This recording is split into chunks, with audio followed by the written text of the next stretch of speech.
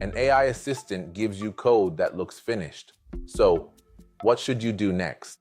Paste it in, ask for another version, or stop and prove that it works.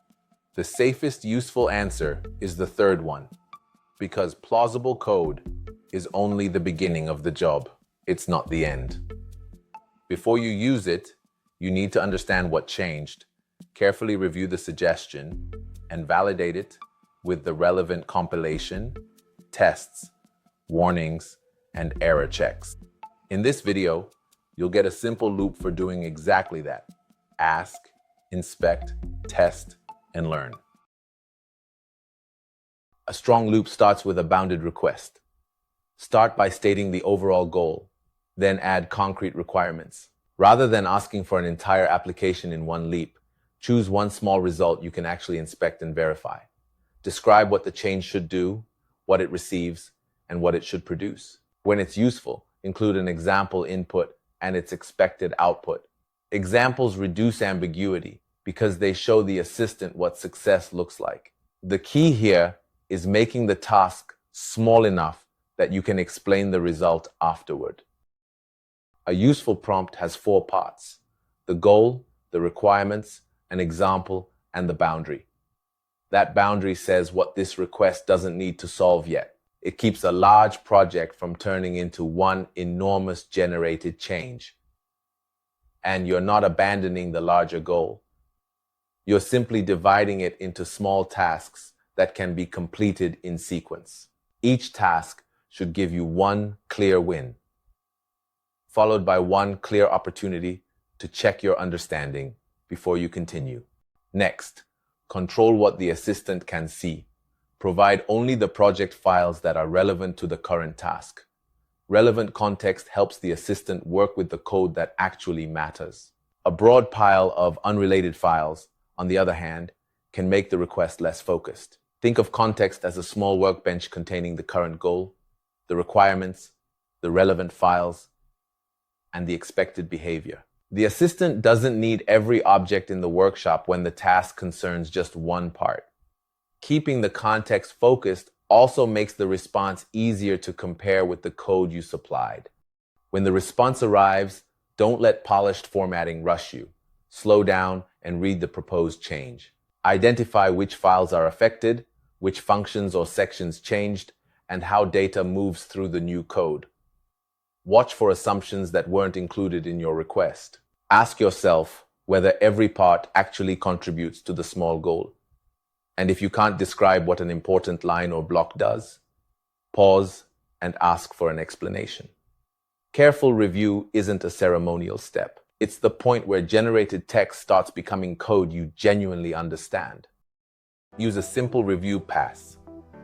First, compare the result with your concrete requirements. Second, trace one example all the way from input to output. Third, make a note of anything unfamiliar, a language feature, a helper, a command, or a new dependency. Then ask focused questions. You might ask what a particular block does, why that implementation was selected, or how the example moves through the function. An AI assistant can explain difficult concepts and answer questions in real time, but you still have to decide whether that explanation gives you enough understanding to continue. There's another checkpoint hiding outside the code itself: dependencies. If the suggestion introduces a package, library, or any other dependency, verify it before installing or using it. AI tools can propose dependencies that are non-existent or suspicious, even when all the surrounding code looks convincing. Don't treat a package name as trustworthy just because it appears inside a polished answer. Stop and identify what the dependency is supposed to provide, then verify it independently. If you can't establish what it is, the loop isn't ready to move forward. Once the review is done, it's time for verification. Run the relevant compilation step if the project has one. Run the relevant tests. Check the warnings and errors instead of reading only the final line of output. A generated change that fails these checks still needs more work. A change that passes has cleared an important checkpoint, But passing doesn't prove the code is completely correct or secure. It means the change survived the checks you ran. And the strength of that evidence depends on whether your checks actually cover the behavior you requested. Your test should connect directly to the small win described in the prompt. If you supplied an example input and expected output, exercise that exact example. If the request included multiple concrete requirements, check every one of them. And if compilation produces a warning, don't mentally convert that warning into success. When a test fails, treat the failure as information. Compare the observed behavior with the expected behavior, then make your next request about that specific gap. Keep the correction bounded. The goal is to complete the current change, not to open an endless chain of unrelated prompts. Now, turn the review into a lesson. Ask the assistant to explain the final change in terms you can follow. Focus on the parts that were unfamiliar and connect them to the behavior you just tested. You can ask how data flows, why a condition exists, or how a particular language feature works in this specific code. Then try explaining the change back in your own words.